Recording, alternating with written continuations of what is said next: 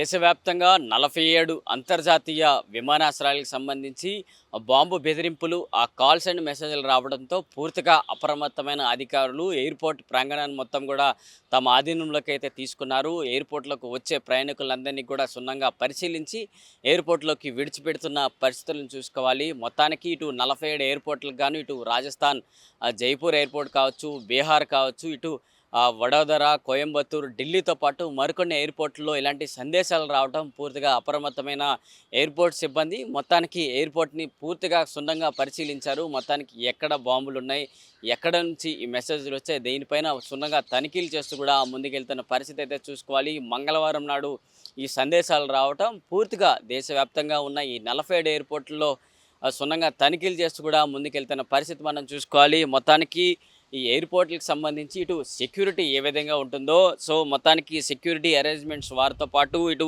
Bomb disposal squad, అలాగే dog స్క్వాడ్‌లు కావచ్చు, అలాగే అంబులెన్స్‌లు, అగ్నిమాపక సిబ్బంది మొత్తంగా అందరూ కూడా ఎయిర్‌పోర్ట్‌లకి చేరుకొని మొత్తంగా ఎయిర్‌పోర్ట్‌లో ఎలాంటి అవాంఛనీయ ఘటనలు జరగకుండా పూర్తిగా తమ ఆధీనంలోకి తీసుకుంటూ కూడా ముందుకెళ్తున్న పరిస్థితి చూసుకోవాలి. మొత్తానికి ఎయిర్‌పోర్ట్ సంబంధించి ఈమెయిల్స్ ఏదైతే ఉంటాయో ఆ ఈమెయిల్స్‌కి ఇలాంటి సందేశాలు రావటం పూర్తిగా మంగళవారం నాడు ఎయిర్‌పోర్ట్‌లో ఇలాంటి కొత్త అంశాలు ఇప్పుడు తెర మీదకొస్తున్నాయి.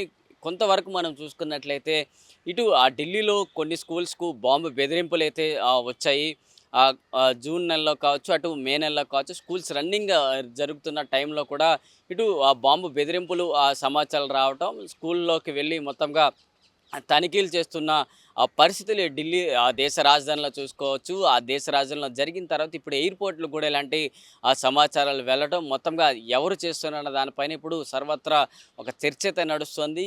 ఎవరు దానిపైన ఇప్పుడు ఎవరు ఏ సంస్థలు చేస్తున్నాయి? లేకపోతే ఎలాంటి ఉగ్రవాదులు చేస్తున్నారా? లేకపోతే ఎటువంటి ఆకతాయిలు ఇలాంటి పనులు చేస్తున్నారు? ఇటు శాంతి భద్రతలకు సంబంధించి ప్రజలంతా నమ్మకంతో ఉంటే ఇలాంటి వాటిపైన ఇప్పుడు ఎలా వస్తున్నాయి అనే దానిపైన ఇప్పుడు చర్చ అయితే నడుస్తుంది. మరి దీనికి సంబంధించి ఇటు ఇంటెలిజెన్స్ వారు కావచ్చు, ఇటు పోలీస్ యంత్రాంగం కావచ్చు, అసలు ఈ మెసేజ్‌లు ఎక్కడి నుంచి వచ్చాయి, ఈ బాంబు బెదిరింపులు ఎక్కడి నుంచి వచ్చాయనే కోణంలో అయితే పూర్తిగా క్షుణ్ణంగా తనిఖీలు చేస్తున్న పరిస్థితి. దీనికి సంబంధించి మరికొన్ని రోజుల్లో పూర్తిగా అప్డేట్స్ వచ్చే అవకాశాలు అయితే కనిపిస్తున్నాయి. మరి దీనికి సంబంధించి మొత్తంగా 47 ఎయిర్‌పోర్ట్‌లకు గాను సందేశాలు బాంబుకి సంబంధించి సందేశాలు రావడంతో పూర్తిగా అప్రమత్తమైన అధికారులు మొత్తంగా క్షుణ్ణంగా తనిఖీలించిన తర్వాత ఎలాంటి అవాంఛనీయ పరిస్థితులు లేకుండా చూసుకున్నట్లు అటు మిగిలిన మొత్తంగా సేఫ్టీ జోన్ వచ్చిన తర్వాత మాత్రమే ప్రయాణికులందరినీ కూడా ఎయిర్‌పోర్ట్‌లకు అనుమతిస్తూ వారి ప్రయాణాలకి సురక్షితంగా చేస్తూ కూడా ఎయిర్‌పోర్ట్ అధికారులు అయితే ముందుకు అడుగులేస్తున్న పరిస్థితి మనం తెలుసుకోవచ్చు.